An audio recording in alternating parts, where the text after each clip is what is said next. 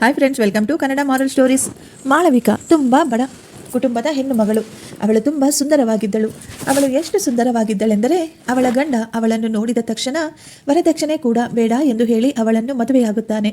ಮಾಳವಿಕಾಳ ತವರು ಮನೆಯವರು ಬಡವರಾಗಿದ್ದರು. ಆದ್ದರಿಂದ ಹುಡುಗನ ಮನೆಯವರ ಬಗ್ಗೆ ಅವರು ಏನೂ ವಿಚಾರಿಸದೆ ವರದಕ್ಷಿಣೆ ಬೇಡ ಎಂದರು.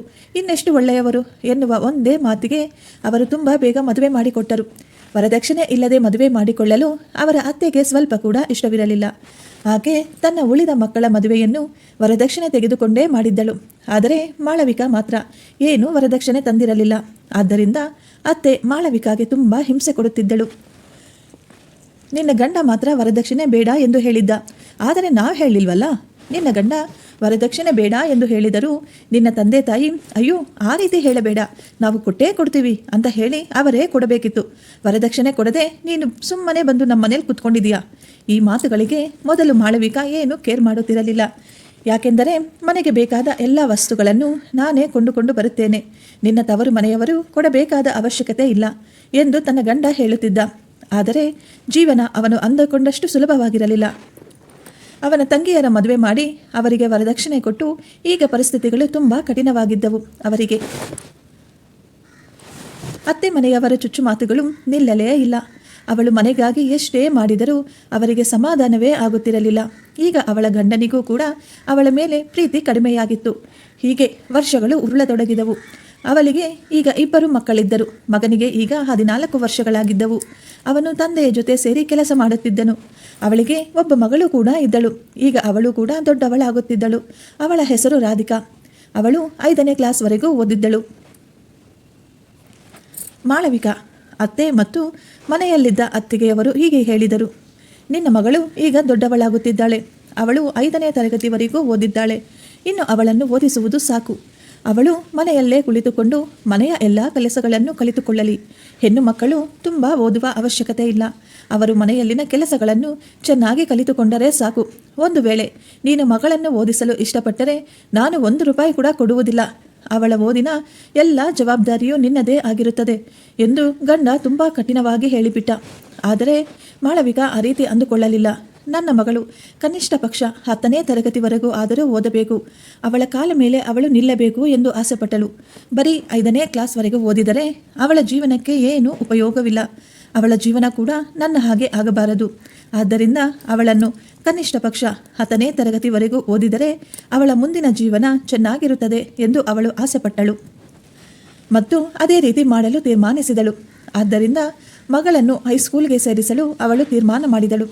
ರಾಧಿಕಾಗೂ ಕೂಡ ಓದುವುದೆಂದರೆ ತುಂಬ ಇಷ್ಟ.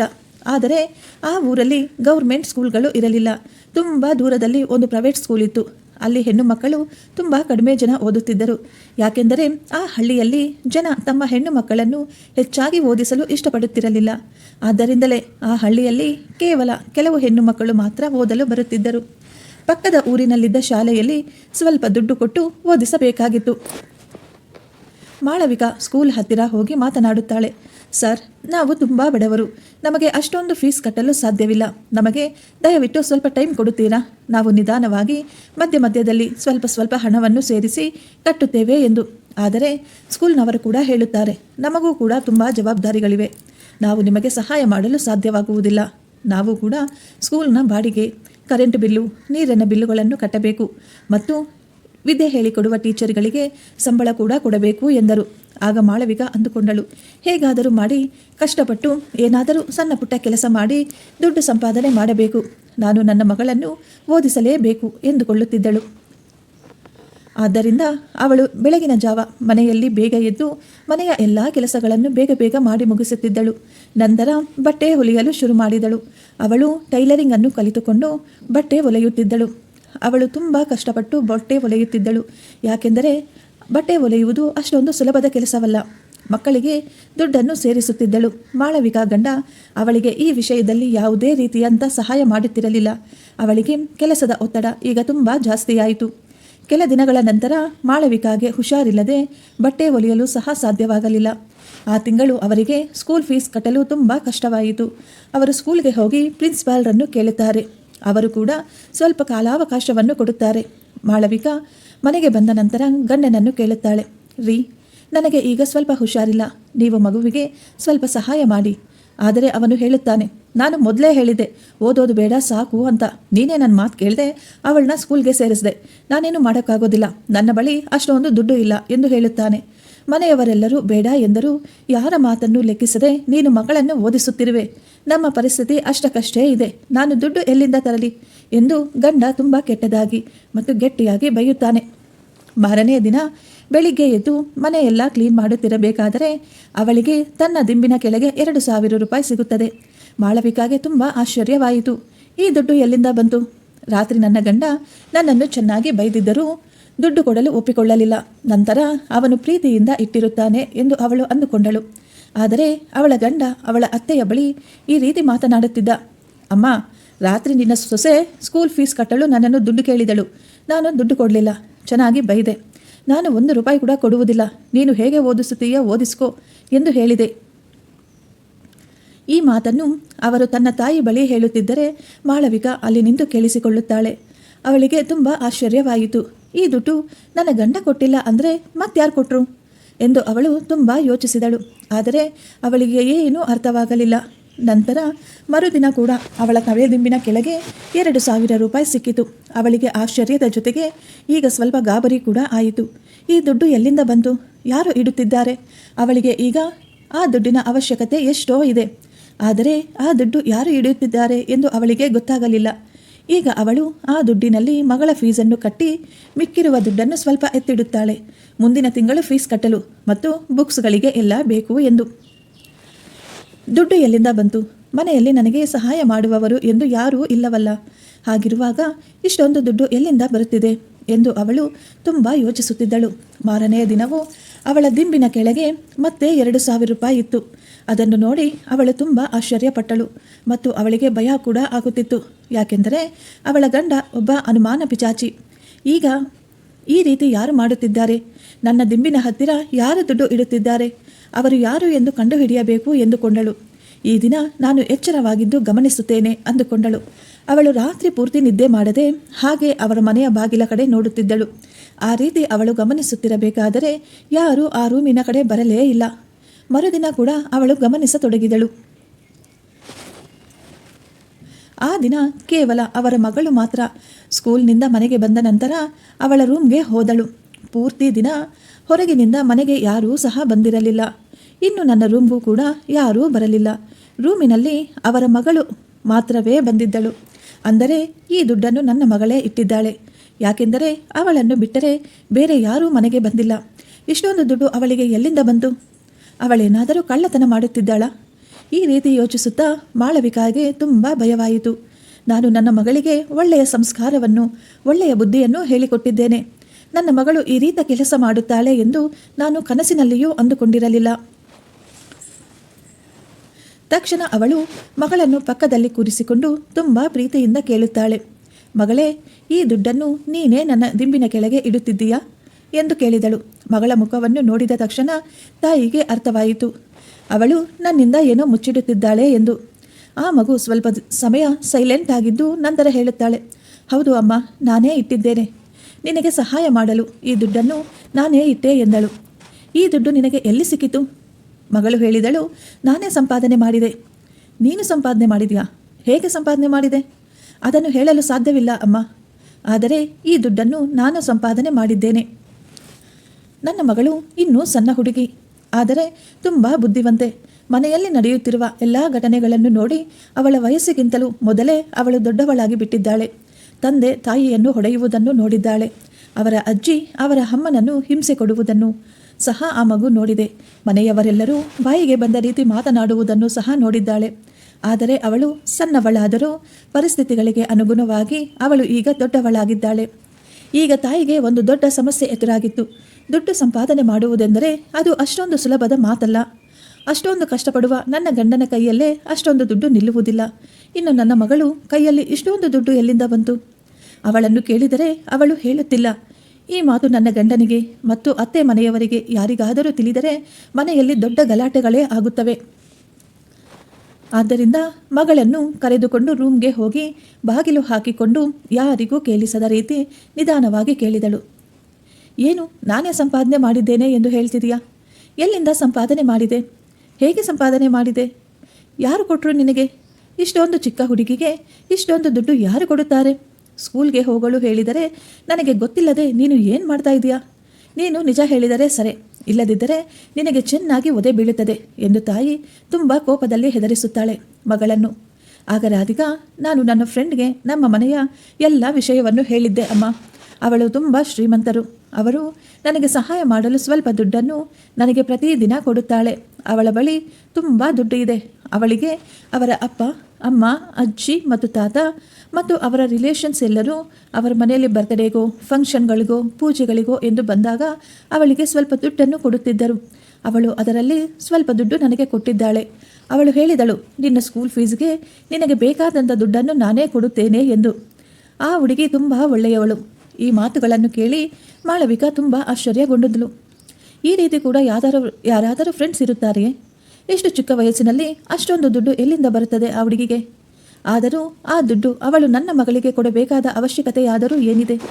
ಇದೆಲ್ಲ ಕಟ್ಟುಕತೆ, ನಂಬಲು ಸಾಧ್ಯವಿಲ್ಲ ಎಂದು ಎನ್ನಿಸಿತು ಮಾಳವಿಕಾಗೆ. ಯಾರು ಆ ಹುಡುಗಿ? ಅವಳ ಹೆಸರೇನು? ಅವಳ ಅಡ್ರೆಸ್ ಏನು ಎಂದು ಕೇಳಿದಳು. ಆಗ ಮಗಳು ತುಂಬ ಗಾಬರಿ ಪಡುತ್ತಾ ಸ್ವಲ್ಪ ಸಮಯ ಯೋಚಿಸಿ ನಂತರ ಆ ಹುಡುಗಿಯ ಹೆಸರು ಅಂಜಲಿ ಎಂದು ಹೇಳಿದಳು. ಆದರೆ ಮಗಳು ಹೇಳುತ್ತಿರುವುದು ಸುಳ್ಳು ಎಂದು ಮಾಳವಿಕಾಗೆ ಅರ್ಥವಾಗುತ್ತದೆ. ಮಗಳಿಗೆ ಎಷ್ಟು ಸಾರಿ ಕೇಳಿದರೂ ಅವಳು ಅದೇ ಮಾತುಗಳನ್ನೇ ಹೇಳುತ್ತಿದ್ದಳು. ಈಗ ಮಾಳವಿಕಾಗೆ ಏನು ಮಾಡಬೇಕೆಂದು ಅರ್ಥವಾಗಲಿಲ್ಲ. ಹೇಗಾದರೂ ವಿಷಯವನ್ನು ತಿಳಿದುಕೊಳ್ಳಬೇಕು ಎಂದು ಅವಳು ಯೋಚಿಸತೊಡಗಿದಳು. ತನ್ನ ಮಗಳು ಸ್ಕೂಲ್ಗೆ ಎಂದು ಮನೆಯಿಂದ ಹೊರಡುತ್ತಾಳೆ.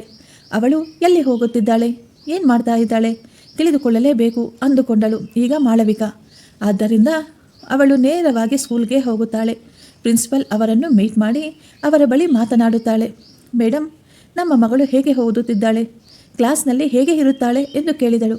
ಅವಳಿಗೆ ಈಗ ಮಗಳ ಮೇಲೆ ತುಂಬ ಅನುಮಾನ ಶುರುವಾಗಿತ್ತು. ಆದರೆ ಸ್ಕೂಲಲ್ಲಿ ಅದನ್ನು ತಿಳಿಸಿಕೊಳ್ಳದೆ ಮಗಳು ಹೇಗೆ ಓದುತ್ತಿದ್ದಾಳೆ ಎಂದು ವಿಚಾರಿಸಿದಳು ಅಷ್ಟೇ. ಯಾಕೆಂದರೆ ಸ್ಕೂಲ್ನಲ್ಲಿ ಮಕ್ಕಳು ಎಲ್ಲ ಆ್ಯಕ್ಟಿವಿಟೀಸನ್ನು ಅವರು ಗಮನಿಸಿರುತ್ತಾರೆ. ಆದರೆ ಪ್ರಿನ್ಸಿಪಾಲ್ ಹೇಳಿದರು, ನಿಮ್ಮ ಮಗಳು ತುಂಬ ಒಳ್ಳೆಯ ಹುಡುಗಿ, ಅವಳು ತುಂಬ ಚೆನ್ನಾಗಿ ಓದುತ್ತಿದ್ದಾಳೆ, ಎಲ್ಲರ ಜೊತೆಯೂ ತುಂಬ ಪ್ರೀತಿಯಿಂದ ಇರುತ್ತಾಳೆ ಎಂದರು. ಈಗ ಮಾಳವಿಕಾಗೆ ಮಗಳ ಸ್ಕೂಲ್ನಲ್ಲಿ ಯಾವುದೇ ತೊಂದರೆ ಇಲ್ಲ, ಹೊರಗಡೆ ಏನೋ ನಡೆಯುತ್ತಿದೆ ಎಂದು ಅವಳಿಗೆ ಅರ್ಥವಾಯಿತು. ಒಂದು ದಿನ ಮಾಳವಿಕಾಳ ಗಂಡ ಅವಳ ಬಳಿ ದುಡ್ಡನ್ನು ನೋಡಿದನು. ನಿನ್ನ ಬಳಿ ಇಷ್ಟೊಂದು ದುಡ್ಡಿದೆಯಾ? ಬಟ್ಟೆ ಹೊಲೆದ್ಬಿಟ್ಟು ಚೆನ್ನಾಗಿಯೇ ಸಂಪಾದನೆ ಮಾಡ್ತಾ ಇದೆಯಾ ಎಂದು ಕೇಳಿದ. ಆಗ ಮಾಳವಿಕಾಳಿಗೆ ತುಂಬ ಭಯವಾಯಿತು. ಯಾಕೆಂದರೆ ಅವನು ಮೊದಲೇ ಅನುಮಾನ ಪಡುವ ವ್ಯಕ್ತಿ. ಅವನಿಗೆ ಗೊತ್ತು, ಇತ್ತೀಚೆಗೆ ನನಗೆ ತುಂಬ ಹುಷಾರಿಲ್ಲದೆ ನಾನು ಬಟ್ಟೆಗಳನ್ನು ಹೊಲಿಯುತ್ತಿಲ್ಲ ಎಂದು. ಆದ್ದರಿಂದ ಅವಳಿಗೆ ಈಗ ಸುಳ್ಳು ಹೇಳುವುದು ತಪ್ಪಲಿಲ್ಲ. ಅವಳು ಈ ರೀತಿ ಹೇಳುತ್ತಾಳೆ, ರೀ, ನಾನು ತುಂಬ ಮೊದಲಿನಿಂದಲೂ ಸ್ವಲ್ಪ ದುಡ್ಡನ್ನು ಉಂಡಿಯಲ್ಲಿ ಹಾಕಿ ಪಕ್ಕಕ್ಕೆತ್ತಿಡುತ್ತಿದ್ದೆ ಮಗಳ ಫೀಸ್ ಕಟ್ಟುವುದಕ್ಕಾಗಿ. ಅವರ ಗಂಡ, ಹೌದಾ, ಓಹೋ ಎಂದು ಹೇಳಿದ. ಅವನ ಮಾತಿನಲ್ಲಿ ಒಂದು ಅನುಮಾನದ ಗಾಳಿ ಬೀಸುತ್ತಿತ್ತು. ಈಗ ನನಗೆ ದುಡ್ಡಿನ ಅವಶ್ಯಕತೆ ಇದೆ, ನಾನು ನಿನಗೆ ನಂತರ ನಿಧಾನವಾಗಿ ದುಡ್ಡು ಕೊಡುತ್ತೇನೆ ಎಂದು ಅವಳ ಬಳಿ ಇರುವ ದುಡ್ಡನ್ನು ಅವನು ಕಿತ್ತುಕೊಳ್ಳುತ್ತಾನೆ. ನಾನು ಕೊಟ್ಟ ನಂತರ ಫೀಸ್ ಕಟ್ಟುವಿಯಂತೆ, ಈಗ ಏನೂ ಅವಶ್ಯಕತೆ ಇಲ್ಲ ಎಂದನು. ಅವಳಿಗೆ ಗೊತ್ತು, ಆ ದುಡ್ಡು ತನ್ನ ಗಂಡನ ಕೈಗೆ ಸೇರಿದರೆ ಅದು ಮತ್ತೆ ನನ್ನ ಬಳಿ ವಾಪಸ್ ಬರುವುದಿಲ್ಲ ಎಂದು. ಅವನು ಮೊದಲ ನೋಟದಲ್ಲಿಯೇ ಪ್ರೀತಿಸಿ ಅವಳನ್ನು ಮದುವೆಯಾಗಿದ್ದ, ವರದಕ್ಷಿಣೆ ಕೂಡ ಬೇಡ ಎಂದು. ಆದರೆ ಈಗ ಅವನು ಹೆಂಡತಿಯ ಮೇಲೆ ಅವನಿಗೆ ಅಷ್ಟೊಂದು ಪ್ರೀತಿ ಇರಲಿಲ್ಲ. ಈಗ ಅವನು ತುಂಬ ಕಠಿಣವಾಗಿದ್ದ. ಸ್ವಲ್ಪ ಅನುಮಾನವೂ ಕೂಡ ಇತ್ತು ಅವನಿಗೆ ಹೆಂಡತಿಯ ಮೇಲೆ. ಆ ರೀತಿ ಯಾಕೆ ಬದಲಾಗಿದ್ದಾನೆ ಎಂದು ಆಗ ಅವಳಿಗೆ ಅರ್ಥವಾಗಲಿಲ್ಲ. ಆದರೆ ಸ್ವಲ್ಪ ದಿನಕ್ಕೆ ಅವಳಿಗೆ ಕಾರಣ ಗೊತ್ತಾಯಿತು. ಅದೇನೆಂದರೆ ಅವನು ಮತ್ತೊಂದು ಮದುವೆಯನ್ನು ಮಾಡಿಕೊಂಡಿದ್ದ, ಬೇರೆ ಊರಿನಲ್ಲಿ. ಅಲ್ಲಿಗೆ ಆಗಾಗ ಹೋಗಿ ಬರುತ್ತಾ ಇದ್ದನು ಮತ್ತು ಆ ಕುಟುಂಬವನ್ನು ಕೂಡ ಪೋಷಿಸುತ್ತಿದ್ದನು. ಅವನಿಗೆ ಆ ಊರಿನಲ್ಲಿ ಒಬ್ಬ ಮಗ ಕೂಡ ಇದ್ದಾನೆ. ಆ ರೀತಿ ಅವನು ತನ್ನ ಮಗನ ವಿದ್ಯಾಭ್ಯಾಸ ಹಾಳು ಮಾಡಿ ಅವನನ್ನು ಕೂಡ ಕೆಲಸಕ್ಕೆ ಸೇರಿಸಿಕೊಂಡಿದ್ದ. ನನ್ನ ಮಗನನ್ನು ನನ್ನ ಮೇಲೆ ಎತ್ತಿ ಕಟ್ಟುತ್ತಿದ್ದ. ನಾನು ತುಂಬ ಒಳ್ಳೆಯವನು ಎನ್ನುವ ರೀತಿ ಅವನು ಮಗನ ಬಳಿ ತೋರಿಸಿಕೊಳ್ಳುತ್ತಿದ್ದ. ನನ್ನ ಮಗನನ್ನು ಆಗಾಗ ಅವನ ಎರಡನೆಯ ಹೆಂಡತಿಯ ಬಳಿಗೂ ಕೂಡ ಕರೆದುಕೊಂಡು ಹೋಗುತ್ತಿದ್ದ. ಈಗ ಮಾಳವಿಕಾ ಜೀವನದಲ್ಲಿ ಅವಳಿಗೆ ಮಿಕ್ಕಿರುವುದು ಕೇವಲ ಅವಳ ಮಗಳು ಮಾತ್ರವೇ. ಆದ್ದರಿಂದ ಅವಳು ಮಗಳನ್ನು ತುಂಬ ಚೆನ್ನಾಗಿ ಓದಿಸಬೇಕು ಎಂದುಕೊಂಡಳು. ಆದರೆ ಈಗ ಮಗಳಿಂದ ಅವಳಿಗೆ ತುಂಬ ಟೆನ್ಷನ್ ಶುರುವಾಗಿತ್ತು. ಇದು ತುಂಬ ಚಿಕ್ಕ ಹಳ್ಳಿ. ಇಲ್ಲಿ ಯಾವುದಾದರೂ ಒಂದು ಘಟನೆ ನಡೆದರೆ ಅದು ಎಲ್ಲ ಹಳ್ಳಿಗಳಿಗೂ ತುಂಬ ಬೇಗ ಪಸರಿಸುತ್ತದೆ ಎಂದು ಆದ್ದರಿಂದ ಅವಳು ಪ್ರತಿಯೊಂದು ಹೆಜ್ಜೆಯನ್ನು ತುಂಬ ಯೋಚಿಸುತ್ತಾ ನಿಧಾನವಾಗಿ ಇಡಬೇಕು ಅಂದುಕೊಂಡಳು. ನನ್ನ ಮಗಳ ಬಗ್ಗೆ ಯಾರಿಗೂ ಸಹ ಅನುಮಾನ ಬಾರದಂತೆ ತಿಳಿದುಕೊಳ್ಳಬೇಕು ಅಂದುಕೊಳ್ಳುತ್ತಿದ್ದಳು. ನನ್ನ ಮಗಳು ಕೇವಲ ಸ್ಕೂಲ್ಗೆ ಹೋಗುತ್ತಾಳೆ. ಸ್ವಲ್ಪ ಸಮಯ ಮಾತ್ರ ಆಟವಾಡಲು ಹೊರಗಡೆ ಹೋಗುತ್ತಾಳೆ. ಆದರೆ ಸ್ಕೂಲ್ಗೆ ಹೋದ ನಂತರ ಅವಳಿಗೆ ದುಡ್ಡು ಎಲ್ಲಿಂದ ಬರುತ್ತದೆ? ಅವಳು ಅಷ್ಟು ದುಡ್ಡು ಹೇಗೆ ಸಂಪಾದನೆ ಮಾಡುತ್ತಿದ್ದಾಳೆ ಎಂದು ಅವಳ ತಾಯಿಗೆ ಅರ್ಥವಾಗಲಿಲ್ಲ. ಆದ್ದರಿಂದ ಆ ದಿನದಿಂದ ಅವಳು ಮಗಳ ಮೇಲೆ ನಿಗಾ ಇಡಲು ಶುರು ಮಾಡಿದಳು. ಒಂದು ದಿನ ಮಾಳವಿಕಾ ತನ್ನ ಮಗಳು ಸ್ಕೂಲ್ಗೆ ಹೋದ ನಂತರ ಅವಳನ್ನು ಹಿಂಬಾಲಿಸಿದಳು. ಅವಳು ನೇರವಾಗಿ ಸ್ಕೂಲ್ಗೆ ಹೋಗಿ ಮನೆಗೆ ವಾಪಸ್ ಬಂದಿದ್ದಳು. ಸ್ಕೂಲಿನ ದಾರಿಯಲ್ಲಿ ಅಥವಾ ಸ್ಕೂಲಿನಲ್ಲಿ ಏನೂ ನಡೆಯಲಿಲ್ಲ. ಮತ್ತೆ ಮಗಳು ಮನೆಗೆ ಬಂದ ನಂತರ, ಅಮ್ಮ, ನಾನು ಆಟವಾಡಲು ಹೋಗುತ್ತೇನೆ ಎಂದು ಹೇಳಿ ಹೊರಗಡೆ ಹೋಗಿದ್ದಳು. ಈಗ ತಾಯಿ ಮಗಳನ್ನು ಹಿಂಬಾಲಿಸಿದಳು. ರಾಧಿಕಾ ತನ್ನನ್ನು ಯಾರೂ ನೋಡುತ್ತಿಲ್ಲ ಎಂದು ಹೇಳಿ ಅವಳು ತುಂಬ ಬೇಗ ಬೇಗ ನಡೆಯುತ್ತಾ ಸ್ಕೂಲ್ ಹಿಂದೆ ಇರುವ ಒಂದು ಹಳೆಯ ಕಟ್ಟಡದ ಒಳಗೆ ಹೋದಳು. ಅದನ್ನು ನೋಡಿದ ಮಾಳವಿಕಾಳ ಹೃದಯ ತುಂಬ ಜೋರಾಗಿ ಒಡೆದುಕೊಳ್ಳುತ್ತಿತ್ತು. ಮಗಳು ಎಲ್ಲಿ ಹೋಗುತ್ತಿದ್ದಾಳೆ ಮತ್ತು ಯಾಕೆ ಹೋಗುತ್ತಿದ್ದಾಳೆ? ಏನಾಯಿತು ಇವಳಿಗೆ ಎಂದು ಅವಳು ನಿಧಾನವಾಗಿ ಅವಳನ್ನು ಹಿಂಬಾಲಿಸತೊಡಗಿದಳು. ಆಗ ರಾಧಿಕಾ ಒಂದು ಮನೆಯ ಹತ್ತಿರ ಹೋಗುತ್ತಾಳೆ. ಆ ಮನೆಯನ್ನು ನೋಡಿ ಮಾಳವಿಕಾಳಿಗೆ ತುಂಬ ಭಯವಾಯಿತು. ಯಾಕೆಂದರೆ ಆ ಮನೆ ಅದು ಸಾಮಾನ್ಯವಾದ ಮನೆಯಲ್ಲ. ಆ ಮನೆಯ ಬಳಿ ಊರಿನ ಯಾರೂ ಸಹ ಜನ ಹೋಗುತ್ತಿರಲಿಲ್ಲ. ಆ ಮನೆಯಲ್ಲಿ ಕೆಲವು ಜನ ಮಂಗಳಮುಖಿಯರು ಇರುತ್ತಾರೆ. ಅವರನ್ನು ಊರಿನವರು ಯಾರೂ ಸೇರಿಸಿಕೊಳ್ಳುವುದಿಲ್ಲ. ಅವರ ಬಳಿ ಊರಿನವರು ಯಾರೂ ಸಹ ಮಾತನಾಡುತ್ತಿರಲಿಲ್ಲ. ಅವರು ಮದುವೆಗಳಲ್ಲಿ, ಮಕ್ಕಳು ಹುಟ್ಟಿದಾಗ ಅಥವಾ ಯಾವುದಾದರೂ ಫಂಕ್ಷನ್ಗಳಲ್ಲಿ ದುಡ್ಡನ್ನು ಸಂಪಾದನೆ ಮಾಡಿಕೊಳ್ಳುವವರು. ಅವರ ಬಳಿ ನನ್ನ ಮಗಳು ಏತಕ್ಕೆ ಹೋಗಿದ್ದಾಳೆ? ನಾನು ಒಳಗಡೆ ಹೋಗಿ ನೋಡಲಾ ಅಥವಾ ನನ್ನ ಗಂಡನಿಗೆ ಹೇಳಬೇಕಾ ಎಂದು ಯೋಚಿಸುತ್ತಿದ್ದಳು ಮಾಳವಿಕಾ. ಒಂದು ವೇಳೆ ನನ್ನ ಗಂಡನಿಗೆ ಹೇಳಿದರೆ ಅವಳು ನನ್ನ ಮಗಳನ್ನು ಸಾಯಿಸಿ ಬಿಡುತ್ತಾನೆ ಎಂದು ಕೂಡ ಅವಳಿಗೆ ಭಯವಾಗಿತ್ತು. ಅವಳಿಗೆ ಸ್ಕೂಲ್ಗೆ ಕಲಿಸಲು ಸಹ ಸಾಧ್ಯವಾಗುವುದಿಲ್ಲ. ಅವಳ ಓದನ್ನು ಸಹ ನಿಲ್ಲಿಸಿಬಿಡುತ್ತಾನೆ ಎಂದು ಕೂಡ ಅಂದುಕೊಳ್ಳುತ್ತಿದ್ದಳು. ಅವಳಿಗೆ ಏನು ಮಾಡಬೇಕೆಂದು ದಿಕ್ಕು ತೋಚಲಿಲ್ಲ. ಅವಳಿಗೆ ತುಂಬ ಭಯವಾಗುತ್ತಿತ್ತು ಮತ್ತು ಗಾಬರಿ ಕೂಡ ಆಗುತ್ತಿತ್ತು. ಹೇಗಾದರೂ ಮಾಡಿ ಧೈರ್ಯ ಮಾಡಿ ಮುಂದೆ ಸಾಗಬೇಕು ಅಂದುಕೊಂಡಳು. ಆ ಮಗಳು ಮನೆಯೊಳಗೆ ಹೋದ ನಂತರ ತಾಯಿ ಕೂಡ ಮನೆಯೊಳಗೆ ಹೋಗುತ್ತಾರೆ. ಮನೆ ಒಳಗಿನಿಂದ ಒಬ್ಬರು ಹೊರಬರುತ್ತಾರೆ. ಅವರು ಅವಳನ್ನು ನೋಡಿ ತುಂಬ ಆಶ್ಚರ್ಯಗೊಂಡರು. ಅವರನ್ನು ತಳ್ಳಿ ಮಾಳವಿಕಾ ಒಳಗಡೆ ಹೋದಳು. ಒಳಗಡೆ ಹೋಗಿ ನೋಡಿದಾಗ ಅವರ ಮಗಳು ರಾಧಿಕಾ ಅಲ್ಲಿ ಕೆಳಗಡೆ ನೆಲದ ಮೇಲೆ ಕೂತಿದ್ದಳು. ಅವಳನ್ನು ನೋಡಿದ ತಕ್ಷಣ ಮಾಳವಿಕಾ ಭಯದಿಂದ ನಡುಗುತ್ತಾ ಮಗಳನ್ನು ಕೇಳುತ್ತಾಳೆ, ನೀನು ಇಲ್ಲಿ ಏನು ಮಾಡ್ತಾ ಇದೀಯಾ? ಅವಳು ತುಂಬ ಕೋಪವಾಗಿ ಮಗಳನ್ನು ಕೇಳಿದಳು. ಈಗ ಮಗಳನ್ನು ಒಡೆಯಲು ಕೈ ಎತ್ತುತ್ತಾ ಅವಳಿಗೆ ಚೆನ್ನಾಗಿ ಬೈಯುತ್ತಿದ್ದಳು. ನೀನು ನನ್ನ ಮಾತನ್ನು ಕೇಳಿದೆ, ಎಂಥ ಕೆಲಸ ಮಾಡ್ತಾ ಇದೀಯಾ? ಈ ವಿಷಯ ಹೊರಬಂದರೆ ನಮಗೆ ಎಷ್ಟು ಅವಮಾನವಾಗುತ್ತದೆ ಎಂದು ಮಗಳಿಗೆ ಒಡೆಯುತ್ತಿದ್ದಳು. ಆಗ ಅಲ್ಲಿಗೆ ಬಂದ ಆಕೆ, ನಿಲ್ಲಿ, ನೀವು ಏನು ಮಾಡುತ್ತಾ ಇದ್ದೀರಾ? ಆಕೆ ಹೇಳಿದ ಮಾತನ್ನು ಕೇಳಿ ಮಾಳವಿಕಾ ಹೃದಯ ಕರಗಿ ಹೋಯಿತು. ನಿಮ್ಮ ಮಗಳು ಇಲ್ಲಿಗೆ ನಮ್ಮ ಸಹಾಯ ಮಾಡಲು ಬಂದಿದ್ದಾಳೆ. ಅಮ್ಮ, ನಾವು ನಮ್ಮ ಮನೆತನದ ಗೌರವವನ್ನು ಹಾಳು ಮಾಡುವ ಕೆಲಸ ಮಾಡುತ್ತಿಲ್ಲ ಎಂದು ಹೇಳಿ ಆ ಮಗಳು ಕಣ್ಣೀರಿನಿಂದ ಅಳುತ್ತಿದ್ದಳು. ನಮ್ಮ ತಾಯಿ ತುಂಬ ಕಷ್ಟಪಡುತ್ತಿದ್ದಾಳೆ, ಅದು ಕೂಡ ನನಗಾಗಿ. ಒಬ್ಬಳೇ ಎಷ್ಟು ಕಷ್ಟಪಡುತ್ತಾಳೆ ಅದನ್ನು ನೋಡಿ ನನಗೆ ತುಂಬ ನೋವಾಗುತ್ತಿತ್ತು. ಆದ್ದರಿಂದಲೇ ಅಮ್ಮನಿಗಾಗಿ ಸಹಾಯ ಮಾಡಬೇಕೆಂದು ಅಂದುಕೊಂಡೆ. ಆದ್ದರಿಂದ ನಿನಗೆ ಸಹಾಯ ಮಾಡಬೇಕೆಂದು ನಾನು ಈ ಕೆಲಸವನ್ನು ಮಾಡುತ್ತಿದ್ದೇನೆ ಎಂದು ಹೇಳಿದಳು. ಈ ಮಾತುಗಳನ್ನು ಕೇಳಿ ಮಾಳವಿಕಾಳು ಕೂಡ ಅಳತೊಡಗಿದಳು. ಅಮ್ಮ, ನನಗೆ ಗೊತ್ತು, ಮನೆಯಲ್ಲಿ ಎಲ್ಲರೂ ಮಲಗಿದ ನಂತರ ನೀನು ಕುಳಿತುಕೊಂಡು ಅಳುತ್ತಾ ಇರುತ್ತೀಯ. ಅಪ್ಪ ನಿನ್ನನ್ನು ಯಾವಾಗಲೂ ಕುಡಿದು ಬಂದು ಹೊಡೆಯುತ್ತಿರುತ್ತಾರೆ. ಆದರೂ ಮರುದಿನ ನೀನು ಬೆಳಿಗ್ಗೆ ಎದ್ದು ಮತ್ತೆ ಎಲ್ಲ ಕೆಲಸಗಳನ್ನು ಮಾಡುತ್ತೀಯ. ನನಗಾಗಿ ಬಟ್ಟೆಗಳನ್ನು ಕೂಡ ಹೊಲಿಯುತ್ತಾ ಇದ್ದೀಯ. ಆದ್ದರಿಂದ ನಿನಗೆ ಸಹಾಯ ಮಾಡಬೇಕು ಅಂದುಕೊಂಡಿದ್ದೆ. ಆದ್ದರಿಂದಲೇ ನಾನು ಈ ಮನೆಯಲ್ಲಿ ಕೆಲಸವನ್ನು ಮಾಡುತ್ತಿದ್ದೇನೆ ಎಂದಳು. ಅವರು ಹೇಳಿದರು, ಅಮ್ಮ, ನಮ್ಮ ಮನೆಯಲ್ಲಿ ತುಂಬ ಜನ ಇರುತ್ತೇವೆ. ನಮ್ಮ ಮನೆಯಲ್ಲಿ ನಮಗೆ ಸಹಾಯ ಮಾಡಲು ನಮ್ಮ ಮನೆಗೆ ಒಬ್ಬ ಕೆಲಸದಾಕೆಯ ಅವಶ್ಯಕತೆ ಇದೆ. ಮೊದಲು ಮನೆಯಲ್ಲಿ ಕೆಲಸ ಮಾಡಲೆಂದು ಒಬ್ಬ ಹೆಂಗಸು ಇದ್ದಳು. ಆಕೆ ಈ ನಡುವೆ ಇಲ್ಲಿ ಕೆಲಸ ಬಿಟ್ಟು ಹೊರಟು ಹೋದಳು. ಅವಳ ಮಗಳು ಕೂಡ ನಿಮ್ಮ ಮಗಳು ಓದುವ ಸ್ಕೂಲ್ನಲ್ಲಿಯೇ ಓದುತ್ತಿದ್ದಾಳೆ. ಅವರ ತಾಯಿ ನಮ್ಮ ಮನೆಯಲ್ಲಿ ಕೆಲಸ ಬಿಟ್ಟು ಬಿಟ್ಟಿದ್ದಾಳೆ ಎಂದು ನಿಮ್ಮ ಮಗಳಿಗೆ ಹೇಗೋ ಗೊತ್ತಾಗಿದೆ. ಅವಳು ತಕ್ಷಣ ನಿಮ್ಮ ಮಗಳು ನಮ್ಮ ಮನೆಗೆ ಬಂದು ನಮ್ಮನ್ನು ವಿಚಾರಿಸಿದಳು, ನನಗೆ ಕೆಲಸ ಕೊಡಿ ಎಂದು. ಆಗ ನಾನು ಹೇಳಿದೆ, ನಮ್ಮ ಬಳಿ ನಿನಗೆ ಕೊಡಲು ಏನೂ ಕೆಲಸವಿಲ್ಲ. ನಿನಗೆ ದುಡ್ಡಿನ ಅವಶ್ಯಕತೆ ಇದ್ದರೆ ಹೇಳು, ನಾವು ನಿನಗೆ ಸಹಾಯ ಮಾಡುತ್ತೇವೆ ಎಂದು. ಆದರೆ ಅವಳ ಮಾತುಗಳನ್ನು ಕೇಳಿ ನಮಗೆ ತುಂಬ ಆಶ್ಚರ್ಯವಾಯಿತು. ಅವಳು ಹೇಳಿದಳು, ಸುಮ್ಮನೆ ಬರುವ ದುಡ್ಡು ನನಗೆ ಬೇಡ. ನಾನು ಕಷ್ಟಪಟ್ಟು ಮಾತ್ರ ದುಡ್ಡನ್ನು ಸಂಪಾದನೆ ಮಾಡಬೇಕು ಎಂದು. ನಾವು ಮೊದಮೊದಲು ಅವಳಿಗೆ ಸಣ್ಣ ಸಣ್ಣ ಕೆಲಸವನ್ನು ಹೇಳುತ್ತಿದ್ದೆವು. ನಂತರ ನಮ್ಮನ್ನು ನೋಡಿ ನಿಮ್ಮ ಮಗಳು ಚೆನ್ನಾಗಿ ಮೇಕಪ್ ಕೂಡ ಮಾಡತೊಡಗಿದಳು. ಈಗ ನಿಮ್ಮ ಮಗಳು ನಮ್ಮೆಲ್ಲರಿಗೂ ತುಂಬ ಚೆನ್ನಾಗಿ ಮೇಕಪ್ ಕೂಡ ಮಾಡುತ್ತಾಳೆ. ನಿಮ್ಮ ಮಗಳಿಗೆ ತುಂಬ ಅದ್ಭುತವಾದ ಪ್ರತಿಭೆ ಇದೆ.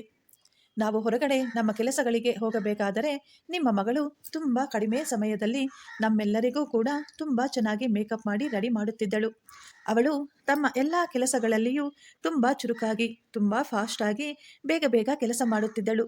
ನಾವು ಇದೇ ಕೆಲಸಕ್ಕೆ ಹೊರಗಿನವರನ್ನು ನೇಮಿಸಿಕೊಂಡರೆ ಒಬ್ಬೊಬ್ಬರಿಗೆ ರೆಡಿ ಮಾಡಲು 2,000 ರೂಪಾಯಿಗಳನ್ನು ಕೊಡಬೇಕು. ಆದರೆ ನಿಮ್ಮ ಮಗಳು ನಮ್ಮೆಲ್ಲರನ್ನು ರೆಡಿ ಮಾಡಿ ನಮ್ಮ ಬಳಿ ಕೇವಲ 2,000 ರೂಪಾಯಿಗಳನ್ನು ಮಾತ್ರ ತೆಗೆದುಕೊಳ್ಳುತ್ತಾಳೆ. ಅವಳಿಗೆ 2,000 ರೂಪಾಯಿ ಕೊಟ್ಟರೆ ತುಂಬ ಸಂತೋಷ ಪಡುತ್ತಾಳೆ. ಕಡಿಮೆ ಖರ್ಚಿನಲ್ಲಿ ನಮ್ಮ ಕೆಲಸ ಕೂಡ ಆಗುವುದರಿಂದ ನಮಗೂ ಕೂಡ ತುಂಬ ಸಂತೋಷವೇ. ಆದ್ದರಿಂದ ನಿಮ್ಮ ಮಗಳು ಮತ್ತು ನಮ್ಮ ಇಬ್ಬರ ಕೆಲಸಗಳು ನಡೆಯುತ್ತಿವೆ. ಮಗಳ ಮುಂದೆ ತುಂಬ ಮೇಕಪ್ ಸಾಮಾನುಗಳು ಇದ್ದವು. ಬಹಳಷ್ಟು ಬ್ರಷ್ಗಳು ಸಹ ಬಿದ್ದಿದ್ದವು. ಎಲ್ಲವನ್ನು ನೋಡಿ ನನ್ನ ಮಗಳು ಮೇಕಪ್ ಮಾಡುವುದನ್ನು ಕೂಡ ಅವಳು ನೋಡುತ್ತಾಳೆ. ಇದೆಲ್ಲವನ್ನು ನೋಡಿ ಅವಳಿಗೆ ಈಗ ಎಲ್ಲ ವಿಷಯಗಳು ಅರ್ಥವಾಯಿತು. ನಿಮ್ಮ ಮಗಳನ್ನು ನೀವು ಯಾವತ್ತೂ ಇನ್ನು ಮುಂದೆ ಒಡೆಯಬೇಡಿ. ನಿಮ್ಮ ಮಗಳು ತುಂಬ ಒಳ್ಳೆಯ ಹುಡುಗಿ. ನೀವು ತುಂಬ ಅದೃಷ್ಟವಂತರು. ಆದ್ದರಿಂದಲೇ ದೇವರು ನಿಮಗೆ ಮಗಳನ್ನು ಕೊಟ್ಟಿದ್ದಾನೆ. ಎಲ್ಲರಿಗೂ ಈ ರೀತಿಯ ಮಕ್ಕಳಿರುವುದಿಲ್ಲ ಎಂದು ಹೇಳಿದರು ಅವರು. ಮಾಳವಿಕಾ ತನ್ನ ದುಃಖವನ್ನು ಕಂಟ್ರೋಲ್ ಮಾಡಿಕೊಳ್ಳುತ್ತಾ ತನ್ನ ಮಗಳನ್ನು ತಬ್ಬಿಕೊಂಡು, ನನಗೆ ಸಹಾಯ ಮಾಡಲು ನೀನು ಕೆಲಸ ಮಾಡುತ್ತಿದ್ದೀಯಾ? ಮಾಳವಿಕಾ ಅವರ ಬಳಿ ಹೇಳುತ್ತಾಳೆ, ನನ್ನ ಮಗಳು ಈ ರೀತಿ ನಿಮಗೆ ಮೇಕಪ್ ಮಾಡುತ್ತಾ ನಿಮಗೆ ಸಹಾಯ ಮಾಡುತ್ತಿದ್ದಾಳೆ ಎಂದು ತಿಳಿದರೆ ಊರಿನವರು ನಮ್ಮನ್ನು ಸುಮ್ಮನೆ ಬಿಡುವುದಿಲ್ಲ. ನಮ್ಮ ಮಗಳ ಜೀವನಕ್ಕೆ ಇದು ಒಳ್ಳೆಯದಲ್ಲ. ಊರಿನವರೆಲ್ಲರೂ ನಮ್ಮ ಮಕ್ಕಳನ್ನು ತುಂಬ ಕೆಟ್ಟದಾಗಿ ಮಾತನಾಡುತ್ತಾರೆ, ತುಂಬ ಅವಮಾನಿಸುತ್ತಾರೆ ಎಂದು ಹೇಳಿದಳು. ಈ ವಿಷಯವನ್ನು ನಾವು ಯಾರಿಗೂ ಸಹ ಹೇಳುವುದಿಲ್ಲ. ನೀವು ನಿಮ್ಮ ಮಗಳನ್ನು ಟ್ಯೂಷನ್ಗೆ ಕಳುಹಿಸುವ ರೀತಿ ಇಲ್ಲಿಗೆ ಕಳುಹಿಸಿಕೊಡಿ. ಈ ವಿಷಯಗಳನ್ನು ಯಾರಿಗೂ ತಿಳಿಯದಂತೆ ನಾವು ನೋಡಿಕೊಳ್ಳುತ್ತೇವೆ. ನಾವು ನಿಮ್ಮ ಮಗಳನ್ನು ತುಂಬ ಜಾಗ್ರತೆಯಿಂದ ನೋಡಿಕೊಂಡು ಮತ್ತೆ ತುಂಬ ಸೇಫ್ ಆಗಿ ನಿಮ್ಮ ಮನೆಗೆ ಕಳುಹಿಸಿಕೊಡುತ್ತೇವೆ. ನಿಮ್ಮ ಮಗಳನ್ನು ನಾವು ತುಂಬ ಚೆನ್ನಾಗಿ ನೋಡಿಕೊಳ್ಳುತ್ತೇವೆ. ಈ ದಿನದಿಂದ ಅವಳ ಜವಾಬ್ದಾರಿ ನಮ್ಮದು. ಅವಳು ಯೋಚಿಸಿ ಸರಿ ಅಂದುಕೊಂಡಳು. ಯಾಕೆಂದರೆ ಅವಳ ಮಗಳ ಭವಿಷ್ಯ ಇದರ ಮೇಲೆ ನಿಂತಿದೆ ಎಂದು ಅವಳಿಗೆ ಅನ್ನಿಸುತ್ತಿತ್ತು. ಈ ರೀತಿ ಕೆಲಸವನ್ನು ಅವಳು ಪ್ರತಿದಿನ ಮಾಡುತ್ತಿದ್ದರೆ ಅವಳು ಮುಂದೆ ಉತ್ತಮವಾದ ಜೀವನ ಸೃಷ್ಟಿಸಿಕೊಳ್ಳಬಹುದು ಎಂದು ಸಹ ಅವಳು ಯೋಚಿಸಿದಳು. ಅವಳ ವಿದ್ಯೆಗೂ ಯಾವುದೇ ರೀತಿಯ ಅಡಚಣೆಗಳು ಇರುವುದಿಲ್ಲ ಎಂದು ಅವಳಿಗೆ ಅರ್ಥವಾಯಿತು. ಯಾಕೆಂದರೆ ನಾನು ದಿನವೆಲ್ಲ ಕಷ್ಟಪಟ್ಟು ಬಟ್ಟೆ ಹೊಲಿದರೂ ಸಹ ನನಗೆ ಇಷ್ಟೊಂದು ದುಡ್ಡು ಬರುವುದಿಲ್ಲ. ನನ್ನ ಮಗಳು ಈ ಸಣ್ಣ ಸಣ್ಣ ಕೆಲಸಗಳನ್ನು ಮಾಡಿ ಅವಳ ವಿದ್ಯೆಯನ್ನು ಕೂಡ ಪೂರ್ತಿ ಮಾಡಿಕೊಳ್ಳುತ್ತಿದ್ದಾಳೆ. ತಕ್ಷಣ ಮಗಳಿಗೆ ಒಂದು ಬ್ಯಾಂಕ್ ಅಕೌಂಟ್ ಅನ್ನು ಓಪನ್ ಕೂಡ ಮಾಡಿಕೊಡುತ್ತಾಳೆ. ನೀವು ಕೊಡುವ ದುಡ್ಡನ್ನು ಬ್ಯಾಂಕಿನಲ್ಲಿ ಹಾಕಿ ಎಂದು ಹೇಳಿದಳು. ಮನೆಯಲ್ಲಿ ಎಲ್ಲರಿಗೂ ಮಗಳನ್ನು ಟ್ಯೂಷನ್ಗೆ ಕಳುಹಿಸುತ್ತಿದ್ದೇನೆ ಎಂದು ಸಹ ಹೇಳಿದಳು.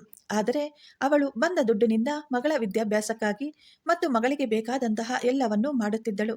ಮಿಕ್ಕಿರುವ ದುಡ್ಡು ಬ್ಯಾಂಕಿನಲ್ಲೇ ಇತ್ತು. ಯಾಕೆಂದರೆ ಅವರ ಅಪ್ಪ ದುಡ್ಡು ನೋಡಿದರೆ ಎಲ್ಲವನ್ನೂ ಅವನೇ ಕಿತ್ತುಕೊಳ್ಳುತ್ತಾನೆ. ಫ್ರೆಂಡ್ಸ್, ಈ ಸ್ಟೋರಿ ನಿಮಗೆ ಇಷ್ಟವಾಗಿದ್ದರೆ ನಮ್ಮ ಚಾನಲನ್ನು ಒಂದು ಲೈಕ್ ಮಾಡಿ ಮತ್ತು ಸಬ್ಸ್ಕ್ರೈಬ್ ಮಾಡಿಕೊಳ್ಳಿ. Thank you. ಧನ್ಯವಾದಗಳು.